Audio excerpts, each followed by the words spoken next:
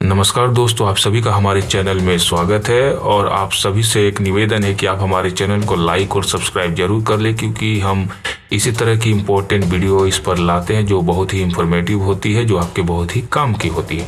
तो दोस्तों, आज हम बात करने वाले हैं डोमिसाइल सर्टिफिकेट तमिलनाडु के बारे में। तो दोस्तों, आपको मैं बता दूं, डोमिसाइल सर्टिफिकेट, जिसे रेजिडेंस सर्टिफिकेट के रूप में भी जाना जाता है, एक सरकारी सर्टिफिकेट है जिसका इस्तेमाल यह साबित करने के लिए किया जाता है कि सर्टिफिकेट रखने वाला व्यक्ति उस जिले या राज्य का निवासी है। जो सर्टिफिकेट जारी करता है शैक्षणिक संस्थानों और सरकारी सेवाओं में निवास कोटा की आवश्यकता होने पर यह प्रमाण पत्र निवासी द्वारा प्रमाण के रूप में प्रस्तुत किया जाता है। डोमिसाइल सर्टिफिकेट पूरे देश में हर राज्य में दिया जाता है। एक बार आवेदन करने के बाद यह प्रमाण पत्र जीवन भर के लिए वैध होता है। इस लेख में हम तमिलनाडु में अधिवास प्रमाण पत्र प्राप्त करने की प्रक्रिया को देखेंगे। तो दोस्तों, आपको मैं बता दूं, केरल में अधिवास प्रमाण पत्र प्राप्त करने की प्रक्रिया के बारे में इस वीडियो में हम लोग जानते हैं। तो डोमिसाइल सर्टिफिकेट प्राप्त करने के लिए पात्रता के मापदंड कुछ निम्नलिखित इस प्रकार से दोस्तों है, जो आपको फॉलो करने पड़ेंगे। पहला आपको काम करना पड़ेगा, आवेदक के माता पिता या अभिभावक तमिलनाडु में 6 वर्ष से अधिक समय तक रहने वाले अस्थायी निवासी होने चाहिए, पहला चीज। दूसरा, जिन महिलाओं की जन्मभूमि तमिलनाडु नहीं है लेकिन उनकी शादी ऐसे पुरुषों से हुई है जो तमिलनाडु में अस्थायी निवासी हैं, तो ये लोग भी अप्लाई कर सकते हैं। आवेदक की प्रक्रिया क्या होगी दोस्तों, ये भी बता देता हूँ। डोमिसाइल सर्टिफिकेट के लिए आवेदन करने के लिए आपको क्या क्या करना पड़ेगा। पहला, तहसीलदार के कार्यालय में जाएं और उसके बाद ऑनलाइन आवेदन करें। आवेदन पत्र की अनुमंडल मजिस्ट्रेट या तहसीलदार के कार्यालय या राजस्व विभाग या जिला कलेक्टर कार्यालय या किसी अन्य पदाधिकारी से प्राप्त करना होगा। अधिवास प्रमाण पत्र के लिए आवेदन करने के लिए आवेदन पत्र प्राप्त करें, पहला चीज। दूसरा, अब इसके बारे में बताते हैं। आवेदक को आवेदन पत्र में कुछ निम्नलिखित चीजें दर्ज करनी होगी। पहला, आवेदक का नाम उसमें होना चाहिए, यानी आपका नाम होना चाहिए। जो अगर आप अप्लाई कर रहे हैं तो माता पिता का नाम होना चाहिए। आपका लिंग होना चाहिए, कहने का मतलब स्त्रीलिंग है कि पुल्लिंग है, यानी कि मेल है या फीमेल है। घर का पता होना चाहिए। राशन कार्ड नंबर होना चाहिए।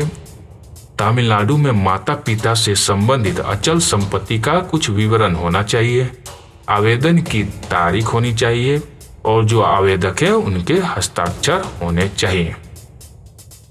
चरण में आपको क्या करना है, निवास प्रमाण पत्र प्रस्तुत करना पड़ेगा आपको। आवेदक को एक विशेष समय अवधि के लिए तमिलनाडु का निवास प्रमाण पत्र प्रस्तुत करना होगा, ठीक है। और चौथा काम क्या करना होगा, फॉर्म जमा करना पड़ेगा। तो फॉर्म को पूरा करने के बाद आवेदक को आवश्यक दस्तावेजों के साथ फॉर्म जमा करना होगा। जो जो उसमें डॉक्यूमेंट जरूरत होगा वहां पर आपको बताया जाएगा, उसके हिसाब से सारे को जमा करना पड़ेगा आपको। आवेदक को आवेदन पत्र जमा करने की तारीख से 30 दिनों के भीतर प्रमाण पत्र प्राप्त होता है। कहने का मतलब दोस्तों, जब आज अगर अप्लाई करते हैं 8 तारीख को, तो अगले 8 तारीख से पहले आपको प्रमाण पत्र मिल जाएगा। आवश्यक दस्तावेजों में आप क्या कर सकते हैं, डोमिसाइल सर्टिफिकेट के लिए आवेदन करने के लिए आपको कुछ जरूरी चीजों की जरूरत पड़ेगी। पहला है 5 साल के लिए अस्थायी निवास प्रमाण। दूसरा है ration card, voter ID, sale deed, tax रसीद आदि की कॉपी की जरूरत पड़ेगी। विद्यालय छोड़ने का प्रमाण पत्र भी आपका वहां पर जरूरत पड़ सकता है। आवेदक के लिए कुछ शुल्क भी लगेंगे फॉर्म भरने के लिए, जो फॉर्म होगा वहां बताया जाएगा। तो दोस्तों, अब हम लोग चलते हैं हिमाचल प्रदेश में अधिवास प्रमाण पत्र के लिए आपको क्या क्या करना पड़ेगा। तो जो लोग हिमाचल प्रदेश के हैं उनको डोमिसाइल सर्टिफिकेट एक दस्तावेज है जो किसी विशेष राज्य या केंद्र शासित प्रदेश में किसी व्यक्ति की आवासीय स्थिति को प्रमाणित करता है। दस्तावेज का उपयोग शैक्षणिक संस्थानों और सरकारी सेवाओं में अधिवास या निवास कोटा प्राप्त करने के लिए किया जाता है। इसके अलावा एक ही राज्य में नौकरियों के लिए आवेदन करते समय अधिवास प्रमाण पत्र आसान है, खासकर अगर नौकरी की स्थिति राज्य के निवासियों के लिए अधिमान्य है। इस लेख में हम हिमाचल प्रदेश अधिवास प्रमाण पत्र करने के प्रक्रिया को अच्छी तरह से जानेंगे। तो दोस्तों, सबसे पहले मैं बता दूं कि कौन आवेदन कर सकता है अधिवास के लिए। तो पहला है एक व्यक्ति जो 15 साल से राज्य में रह रहा है। दोस्तों ध्यान दीजिएगा, मैं हिमाचल प्रदेश की बात कर रहा हूँ। एक व्यक्ति जो 15 साल से राज्य में रह रहा है। दूसरा, एक व्यक्ति जो राज्य में निवास स्थान का मालिक है।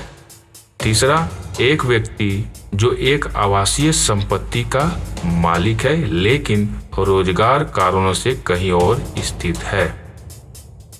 यह ध्यान दिया जा सकता है कि उपरोक्त जो भी मैंने बताया पूरा करने वाले व्यक्ति से विवाहित होने पर किसी अन्य राज्य की महिला निवासी प्रमाण पत्र के लिए पात्र होगी। इसके विपरीत के मामले में हिमाचल प्रदेश की निवासी महिला दस्तावेज के लिए पात्र नहीं होगी यदि उसकी शादी किसी ऐसे व्यक्ति से होती है जो राज्य का निवासी नहीं है। तो आप लोग को समझ में आ गया होगा दोस्तों। तो आवेदन की प्रक्रिया यहाँ पर क्या है हिमाचल प्रदेश में? आवेदकों के पास ऑनलाइन और ऑफलाइन माध्यम से प्रमाण पत्र प्राप्त करने का विकल्प है। ऑनलाइन प्रक्रिया में आपको क्या करना है? पहला, ई जिला पोर्टल पर आपको जाना है।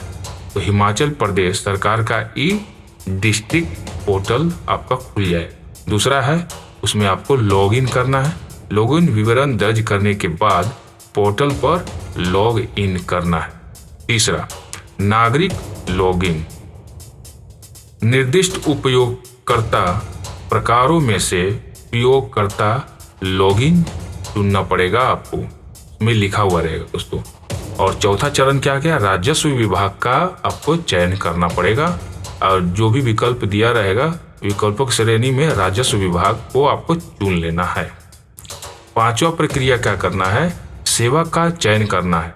जो आवेदक है उसका आवेदक उस सेवा का चयन कर सकता है जिसका वे लाभ उठाना पसंद करते हैं, जो इस मामले में निवास प्रमाण पत्र के लिए आवेदन होगा। ठीक है दोस्तों, और आगे की बात करते हैं। आवेदक को एक सेवा विवरण पृष्ठ पर निर्देशित किया जाएगा जहां उन्हें आगे बढ़े विकल्प चुनना होगा। वहां पर आपको दिखा हुआ रहेगा कि आगे बढ़े, नेक्स्ट करें, आवेदन करें। आगे का आवेदन आप अपना भर लें। आवेदन अब आवेदन पत्र भर सकता है और आवश्यक दस्तावेज को क्या करना है, उसको अपलोड कर सकता है।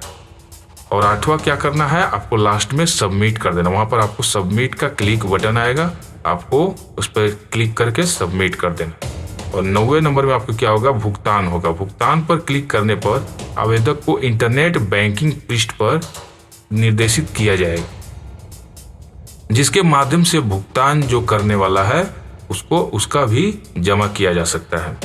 तो यह ऑनलाइन प्रक्रिया यहाँ पर आपकी समाप्त हो जाएगी। ऑफलाइन प्रक्रिया में आपको दोस्तों क्या करना है?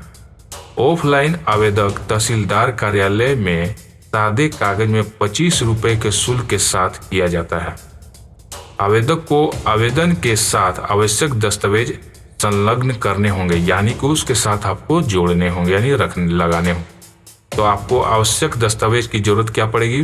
पते का प्रमाण होना चाहिए, जहां आप रहते हैं उसका प्रमाण होना चाहिए। उम्र का साबूत होना चाहिए, जो आपकी उम्र है उसको साबित करने के लिए प्रमाण होना चाहिए। आपका आधार कार्ड होना चाहिए। अपील करने की शक्ति क्या होगी? यदि आवेदक को आवेदन करने के बाद भी दस्तावेज जारी नहीं किया गया था तो वह संबंधित उपायुक्त को अपील दायर करने का हकदार है। अपील का निर्णय अंतिम होगा। समय सीमा की बात करें तो प्रमाण पत्र बिना देरी के जारी किया जाएगा। यदि संबंधित पदाधिकारी आवेदन और जमा किए गए दस्तावेजों से संतुष्ट है तो प्रमाण पत्र आमतौर पर 2 सप्ताह के भीतर जारी किया जा सकता है।